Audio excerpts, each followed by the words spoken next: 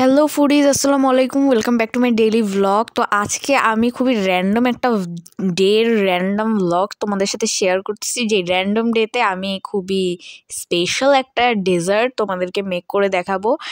আর সেটা হয়তো তোমরা বুঝতেই পারতেছো এটা কি বানাইতেছি। বুঝলে কমেন্ট সেকশনে কমেন্ট করে জানাও, আর না বুঝলে আমি তোমাদেরকে বলতেছি যে এটা অ্যাকচুয়ালি কি হইতেছে।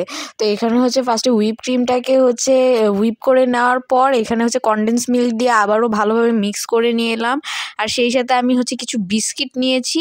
আর এদিকে কি হইলো, আঞ্জুম পাগলের মতো কফি পাউডার খুঁজতেছিল, কারণ এই ডেজার্টটা বানাইতে কফি পাউডারের প্রয়োজন হইতো। কিন্তু আমার শয়তানি মাথায় খুবই সুন্দর একটা বুদ্ধি আসলো যে যেহেতু আমার কাছে কফির ইমালশনটা আছে, তো সেটা দিয়েই কেন না আমরা এই কাজটা করি।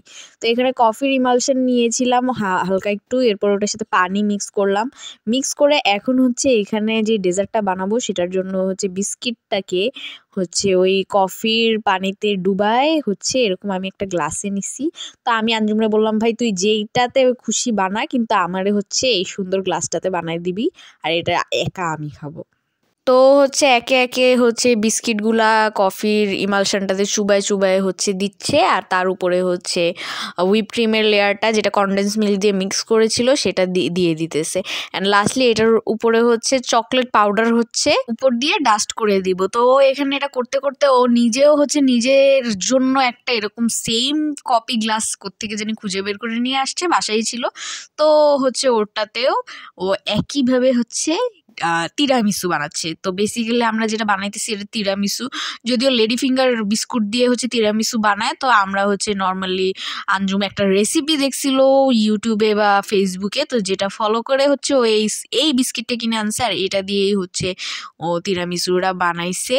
And it was looking good, but we were confuse যে টেস্ট অ্যাকচুয়ালি কেমন হয়। তো এটা লাস্টলি ফ্রিজে রেখে দিলাম। আর এদিকে হচ্ছে রাতের খাবারের জন্য আম্মু এখানে ডিম ভুনা করতেছে।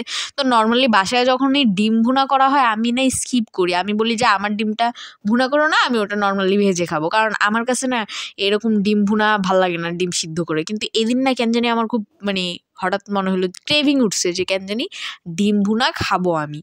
তো আমি আম্মুরে বললাম যে ঠিক আছে আমার জন্য ডিম দিও, আমি আজকে ডিম ভুনা খাবো।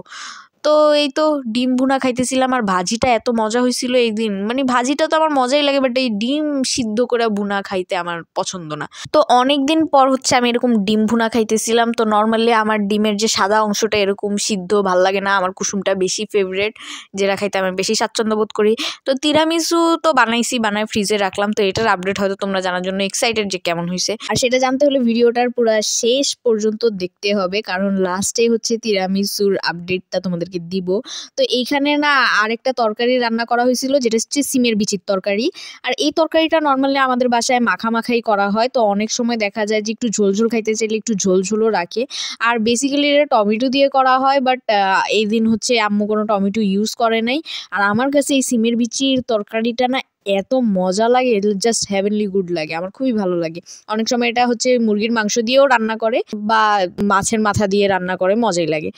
তো এই দিন হচ্ছে আমি লাস্টলি হচ্ছে ডাল দিয়ে ভাত খেয়ে হচ্ছে আমার খাওয়াটা ফিনিশ করি। ডালের সাথে হচ্ছে একটু একটু করে ডিম ভুনার থেকে ডিম নিয়ে নিয়ে কচলে কচলে মাখায় মাখায় খাইতেছিলাম, মজাই লাগতেছিল। অনেক সময় মানুষের টেস্ট বাট না চেঞ্জ হয়ে যায়, যেমনটা আমার হয়েছে। অ্যান্ড লাস্টলি এই যে কুসুমটা আমার এরকম খালি খালি খেতে অনেক গুড লাগে।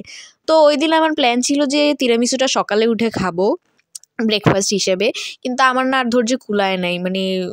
মধ্যরাতেই কেমন একটা ক্ষুধা ক্ষুধা ক্রেভিং উঠছে। তা আমি আর আঞ্জুম হচ্ছে বের করে নিছি, বের করে হচ্ছে এটা দিয়ে একটু শ্যুট করতেছিলাম চিয়ার্স টাইপের। দেন হচ্ছে টেস্টিংয়ের পালা। তো এখানে আমি হচ্ছে দেখাবো যে এটার লেয়ারিং কতটা সুন্দর দেখা যায়। এই যে কাটলাম চামচ দিয়ে উঠানোর পরে, এই যে এখানে লেয়ারিংটা দেখতে সুন্দর লাগতেছে। দেন হচ্ছে আমি একটা বাইট নিই, and it was really so yum. আমি না অরিজিনালি কোনো রেস্টুরেন্টে এখন পর্যন্ত তিরামিসু খাই নাই। তো এটাই ফার্স্ট আমার তিরামিসু খাওয়া, তা আবার নিজের বানানো। তো অথেন্টিক তিরামিসুর টেস্ট আমি জানি না, বাট ইট ওয়াজ গুড। তো তোমরা বাসায় এইভাবে ট্রাই করে দেখতে পারো তিরামিসু, তোমাদের আশা করি ভালোই লাগবে। সো আজকের মতো আল্লাহ হাফেজ।